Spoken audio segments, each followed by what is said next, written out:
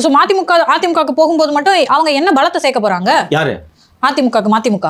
அவங்க பலத்தை சேர்க்கலனால எதிராளியோட பலத்தை குறைச்சாலே அது வெற்றி அல்லவா? திமுகக்கு எதிராக வைகோ பேசினால் அதோட தாக்கம் மிகப்பெரிய அளவில் இருக்கும். பேசவே இல்லைன்னு கூட வச்சுக்கப்பா.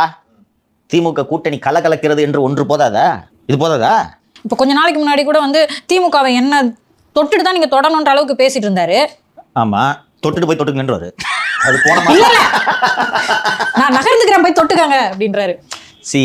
சர்வைவல் தான் முக்கியம் அரசியல்ல. வைகோ தளர்ந்துட்டாரு. பையனோட எதிர்காலத்தை உறுதி செய்யணும். புரிஞ்சுக்க, நீ அவர் ஆங்கிள் இருந்து பாருங்க. பையன் பெரிய விவரமானவரா மாதிரியும் தெரியல. அவர் சிகரெட் வியாபாரி, அவர் தான் விவரம் இருக்கு. பிசினஸ்ல வேணா விவரமா இருப்பாரு. பெரிய திராவிட இயக்க சுடர் அவரு. அரசியலே தெரியாது. பையன் எம்பி ஆகிட்டாரு. இப்போ ஒரு லியோ கரெக்டாக குறிப்பிட்டாரு. அமைச்சர் ஆகிட்டீங்கன்னா உங்களுக்குன்னு ஒரு செல்வாக்கு வந்துடும். இன்னொன்று, கண்ணு முன்னாடியே மகனை சேலஞ்ச் பண்ணுறதுக்கு ஒருத்தன் வந்துட்டான். ஓப்பனாக ரிவோல்ட் ஆயிடுச்சு இல்லை, மகனுக்கு அந்த ரிவோல்ட்டை எதிர்கொள்கிற பக்குவமும் கிடையாதுன்றது வைகோவுக்கு நல்லா தெரியும். வைகோ இல்லைன்னா கட்சி எப்படி போகணும் தெரியும். இப்போது இணையமைச்சராக துரை வைகோ ஆகிட்டாருன்னா பல்லை சத்தியா சவுண்ட் விட முடியுமா? 2 பேருக்கும் சந்தோஷம் இல்லை. நீ இணையமைச்சராக போ, இந்தாப்பா நீ எம்எல்ஏ போகிட்டு முடிச்சா